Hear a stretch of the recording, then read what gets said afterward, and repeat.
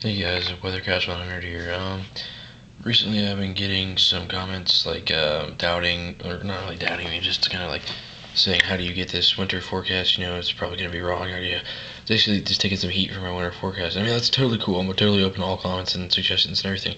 But I'm just going to put this video out just showing people why I believe what I believe, what I found out about, past events and stuff.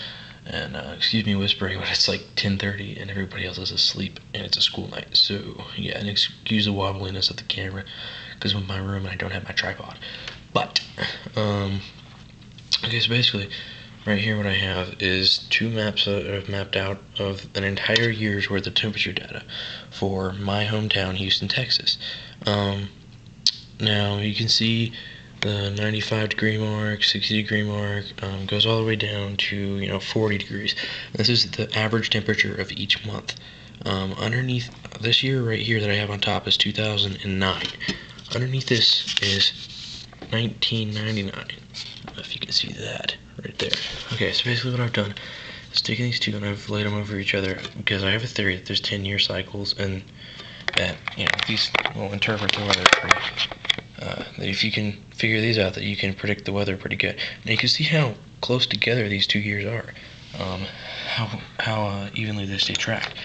How they both have this little ledge right here that evens off, and they come up over the summer and they go back down. And both, well, 2009 was colder in the winter, but basically in an average area, pretty close to each other. Now, right over here, this would be right now.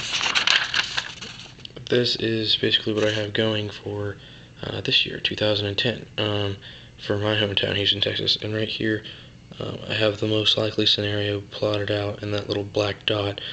These three right here are basically like the averages that I've taken of like 2 different years, or no, sorry, like 5 different years, and basically just plotted it out.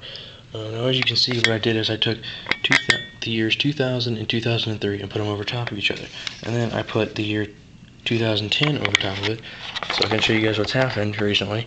And as you can see, 2010 follows fairly plainly with 2003, and not very well with 2000.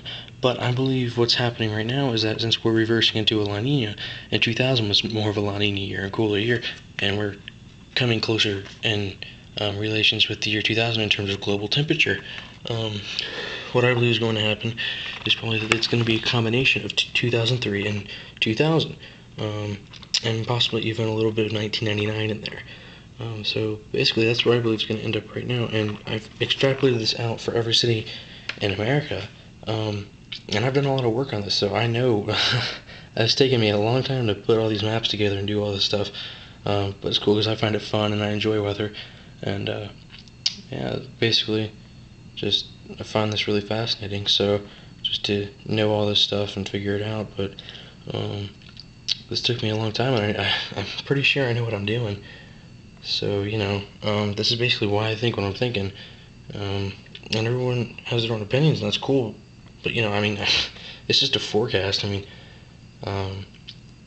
just everyone has their own forecast. I mean, this is basically, I'm just testing myself right now, just to see, like, what I think is going to happen. And if that works out, then it works out. And if it doesn't, then okay, I got to make changes to my hypothesis. So that's basically what I've done.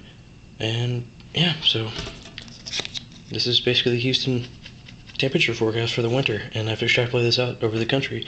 And once I put my winter forecast update on in about a week, maybe even sooner, I might just do it tomorrow because I might be bored or something. But there is Hurricane Danielle, so.